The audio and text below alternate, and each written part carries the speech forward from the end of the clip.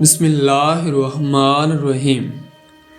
کیا آپ نے کبھی سنا ہے کہ ایک شہزادی نے صرف ایک خواب دیکھ کر اپنی پوری زندگی بدل دی؟ کیا واقعی ایسا ہوا کہ ایک عورت کی محبت نے ایک نبی کو آزمائش میں ڈال دیا؟ اور کیا یہ سچ ہے کہ آخر کار وہی محبت نکاح میں بدل گئی؟ یہ کہانی ہے عشق، صبر، آزمائش اور اللہ کی قدرت کی۔ ایسی کہانی جس میں ایک غلام بادشاہ بنتا ہے اور ایک ملکہ محتاج ہو جاتی ہے، اور پھر وقت ایسا پلٹتا ہے کہ سب کچھ بدل جاتا ہے۔ آخر تک دیکھیں کیونکہ اس کہانی کا انجام آپ کو حیران کر دے گا۔ آج ہم آپ کو ایک قصہ سنانے جا رہے ہیں کہ کس طرح زلیخا حضرت یوسف علیہ السلام کی محبت میں مبتلا ہوئیں اور کس طرح انہوں نے حضرت یوسف علیہ السلام کو گناہ کی طرف مائل کرنے کی کوشش کی۔ پھر آخر کار ان دونوں کی شادی کیسے ہوئی اور اللہ پاک نے ان کے بطن سے کون سے دو نبی پیدا کیے، آج ہم یہی تفصیلات اپنی اس ویڈیو میں بیان کریں گے۔ پیارے دوستو، رائل جو تاریخ کی کتابوں میں زلیخا کے نام سے مشہور ہوئیں، ایک انتہائی خوبصورت شہزادی تھی۔ علامہ ابن کثیر لکھتے ہیں کہ 9 سال کی عمر میں زلیخا نے خواب میں حضرت یوسف علیہ السلام کا دیدار کیا۔ اسی وقت سے وہ حضرت یوسف علیہ السلام کی دیوانی ہو گئیں۔ کچھ سال بعد انہیں دوبارہ خواب میں حضرت یوسف علیہ السلام عزیز مصر کی شکل میں نظر آئے۔ زلیخا کی قسمت ایسی تھی کہ اسی سال عزیز مصر کا رشتہ ان کے لیے آ گیا۔ انہوں نے فوراً شادی کے لیے ہاں کر دی کیونکہ وہ سمجھتی تھی کہ یہی حضرت یوسف علیہ السلام ہیں۔ شادی کے بعد انہیں معلوم ہوا کہ یہ وہ شخص نہیں جسے انہوں نے خواب میں دیکھا تھا۔ کچھ عرصے بعد حضرت یوسف علیہ السلام مصر کے بازار میں فروخت ہونے کے لیے لائے گئے۔ زلیخا کے شوہر عزیز مصر نے حضرت یوسف علیہ السلام کو ان کے وزن کے برابر سونا اور کچھ ریشمی کپڑے دے کر خرید لیا اور اپنے گھر لے آئے۔ اللہ تعالیٰ قرآن پاک میں فرماتے ہیں، مصر والوں میں سے جس نے اسے خریدا، اس نے اپنی بیوی سے کہا کہ اسے عزت کے ساتھ رکھو، ممکن ہے کہ یہ ہمیں فائدہ دے یا ہم اسے اپنا بیٹا بنا لیں۔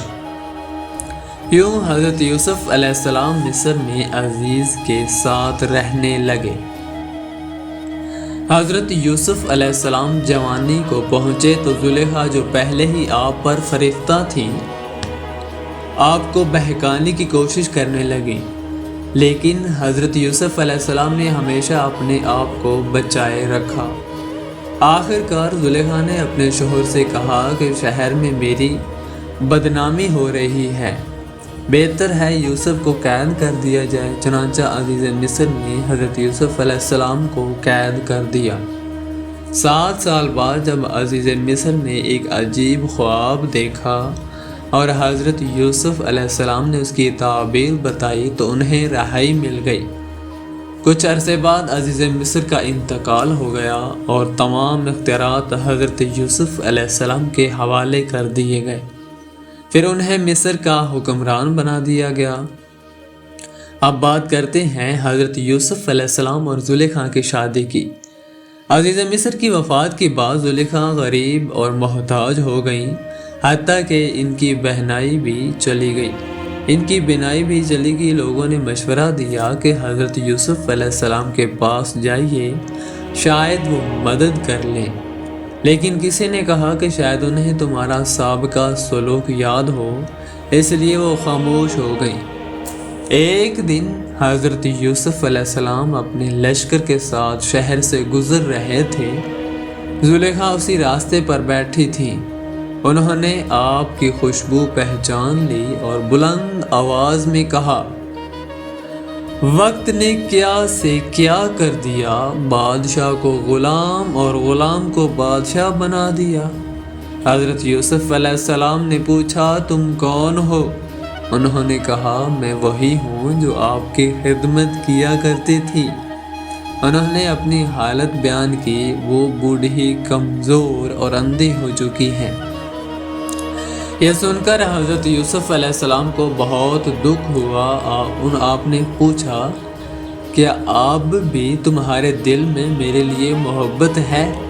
زلیخا نے جواب دیا جی ہاں، اس ذات کی قسم جس نے حضرت ابراہیم علیہ السلام کو اپنا دوست بنایا، مجھے آپ کی طرف دیکھنا دنیا کی ہر نعمت سے زیادہ عزیز ہے۔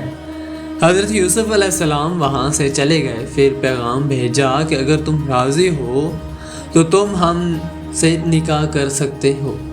چنانچہ کچھ عرصے بعد ان کا نکاح ہو گیا۔ حضرت یوسف علیہ السلام نے دعا کی، اللہ تعالیٰ نے زلیخا کی جوانی اور بینائی واپس کر دی اور وہ ایمان لے آئیں۔ نکاح کے بعد زلیخا نے اپنی زندگی اللہ کی عبادت میں گزار دی۔ جب حضرت یوسف علیہ السلام انہیں بلاتے تو وہ کہتی کہ میں عبادت میں مشغول ہوں۔ ایک دن حضرت یوسف علیہ السلام نے فرمایا تم تو میری محبت میں دیوانی تھی، اب کیا ہوا؟ انہوں نے جواب دیا یہ اس وقت کی بات تھی جب میں محبت کی حقیقت سے ناواقف تھی، اب میں اللہ کی محبت کو جان چکی ہوں اور اس میں کسی کو شریک کرنا پسند نہیں کرتی۔ پھر اللہ تعالیٰ نے حضرت یوسف علیہ السلام کو خوشخبری دی کہ انہیں زلیخا سے 2 بیٹے عطا ہوں گے جو نبی ہوں گے۔ چنانچہ اللہ تعالیٰ نے انہیں 2 بیٹے عطا فرمائے، افراہیم بن یوسف اور منشا بن یوسف، جو دونوں نبی تھے۔ پیارے دوستو، یہ تھا آج کا ایمان افروز قصہ۔ اگر آپ کو یہ ویڈیو پسند آئی ہو تو اسے لائک کریں، اپنے دوستوں کے ساتھ شیئر کریں اور ایسے مزید ایمان بڑھانے والے قصے سننے کے لیے ہمارے اس چینل کو سبسکرائب کرنا نہ بھولیں۔ تو پیارے دوستو، ہم امید کرتے ہیں کہ آج کی ویڈیو سے آپ نے کچھ نہ کچھ ضرور سیکھا ہوگا کہ اللہ تعالیٰ جو چاہے کر سکتا ہے۔ اللہ تعالیٰ ہر ایک چیز پر قدرت رکھنے والا ہے۔ کیسے اس نے بوڑھی زلیخا کو جوانی عطا کی، کیسے اس نے یوسف علیہ السلام سے زلیخا کو ملوایا، کیسا وہ شہنشاہ رب ہے کہ 40 سال کے بعد حضرت یوسف علیہ السلام کو اپنے والد سے ملوا سکتا ہے۔ تو ہم امید کرتے ہیں کہ آج کی ویڈیو آپ کو پسند آئی ہوگی۔ اگر آپ کو یہ ویڈیو پسند آئی ہے تو اس ویڈیو کو ضرور لائک کریں۔ شکریہ۔